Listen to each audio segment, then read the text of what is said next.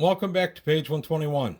Today we're going to take a look at Journal of the Traveler's Aid Society, Volume 2 by Mongoose. I bought this on PDF off of DriveThruRPG. I just thought I'd go through it and give you some thoughts I had on it. For anybody that doesn't know, Journal of the Traveler's Aid Society was a big thing back during Original Traveler. It was a magazine that ran for 24 issues and then kind of got rolled into Challenge Magazine. I've done a look at the JTAS original run and the pamphlet-sized books and Challenge Magazine and other videos on my channel. This book is a little bit bigger than the pamphlet-sized and retails for $25. The PDF is $15. I actually got the PDF on sale on DriveThruRPG for their DM's Day sale that's going for the next week or so. I think I paid about $10.50 for it. So $10 or $11.50. So definitely a good time to take a look at it. I read through this and I just want to share my thoughts with you. So first off, we'll start with the cover. I like that art. My son goes to Illinois Institute of Technology. Anybody that's familiar with IIT, this building is going to remind you of a building on the campus. So right away I thought of IIT when I thought of this. So now we go to the credits, and one thing about the JTAS, because they're keying off of older Traveler articles from the original JTAS, we have the credits to some of the original authors, which Lauren Reisman, Mark Miller, J. Andrew Keith, some of the others, and then some of the newer writers, Christopher Griffin. Terry McGinnis, I understand, was who's passed away. Unfortunately, one of my viewers told me that, but I liked his stuff.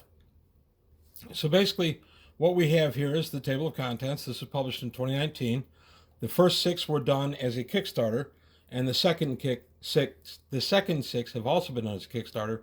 They're due to be out in August. So here we go for issue 2. Our very first article is Grognard, Ruminations on 40 Years in Gaming. Lauren Wiseman was one of the original people involved with Game Designers Workshop. He designed a bunch of games over his career. Lauren passed, unfortunately, a few years ago. But this article gives us a look at Lauren's career, primarily how it pertained to Traveler, but that was his primary career. There we go. There's all his design credits. This is a nice little article. I liked it. Then we go to Central Supply, the Space Bazaar. Some of these space items are pretty neat. You get an opportunity for your travelers to buy a little worm that they swallow that helps them regenerate. The worm stays in there and it eats their food, but a piece of burnt toast and a rotten egg, yeah, I got a tapeworm that's good enough for them. Thank you, Three Stooges. So basically, yeah, it's an interesting thing. I don't know if I'd do it. You can get a little guard dog a la Book of Boba Fett with the Sandwalkers, or the Sand Raiders, if you want. Tusken Raiders. An Oracle Plant gives you some side talent. Purification Globe, which keeps things all fresh and smelly, or not smelly around you. A holographic mat and interpreter. Psy Mask. There's all kinds of goodies on here. I remember reading some of these in the original JTAS and I liked them. It's pretty neat to see them here. Re-edited, cleaned up a little bit, and with some new artwork. I have all the JTAS, all but the first 4 issues, that is.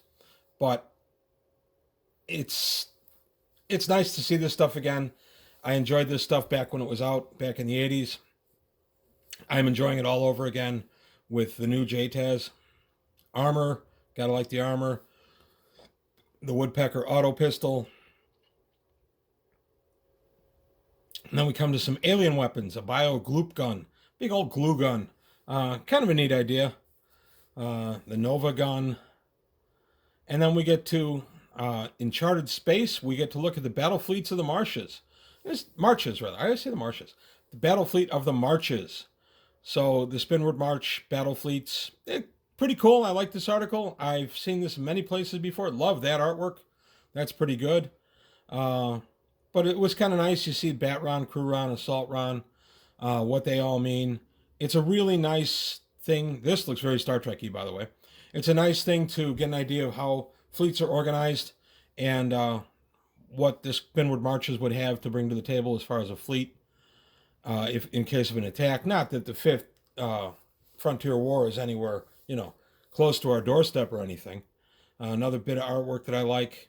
It does come with a little the watermark right down there with your name, but again, that doesn't bother me in the least. So we take a look at local forces. We look at some space combat, battleships versus battle riders. I'm going to do a video on battle riders in the near future.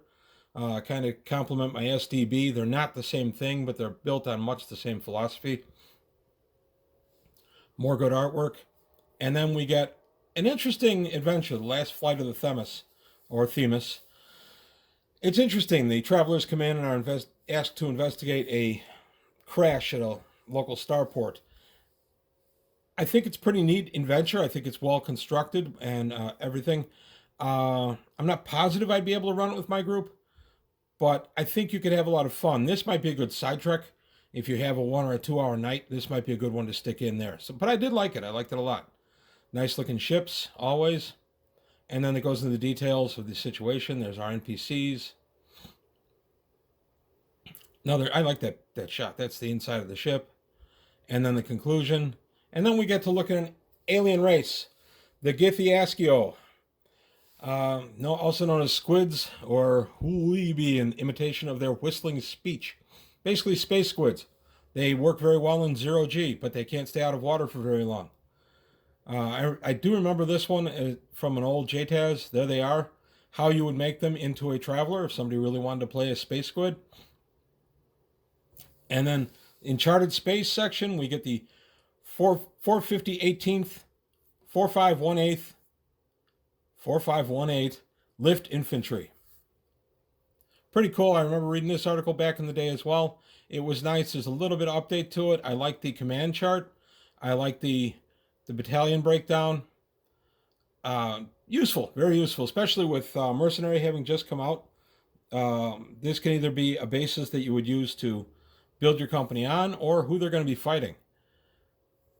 And the insignia. And now we go to the vehicle handbook with the Foxhound Air Superiority Fighter.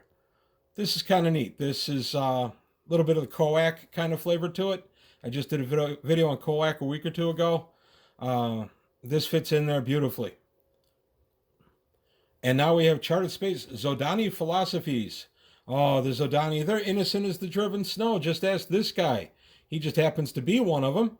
And he writes a little op-ed piece on how great their society is and how twisted and kind of wrong Imperial Society is. So all depends on which side of that particular argument you land on. But it's a pretty good treatise. I liked it.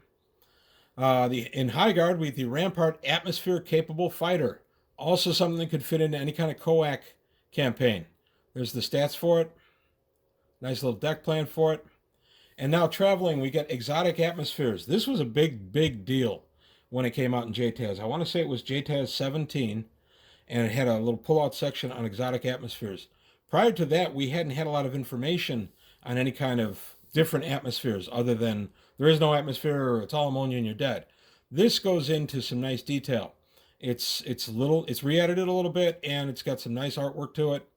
I like this article a lot. I actually went through this a couple of times. That was always a favorite article of mine back in the day from JTAS, and it was nice to see it brought back out here. Just all the different problems you could have: chlorine, corrosive atmospheres, nitrogen, ammonia, chlorine atmospheres, sulfur, fluorine, insidious atmospheres, which are really bad to deal with. So you want to recreate those first few minutes of the original movie Alien, where they're going out to actually encounter the eggs. No, that's your opportunity. And now we get a nice look, a little adventure, the Rule of Man commemorative. This is about smuggling, but not smuggling. It's an interesting little article, or a little adventure. I liked it. This, again, I think it'd be a pretty good side trek for a group that wants to just make a little money on the side. Nice artwork again.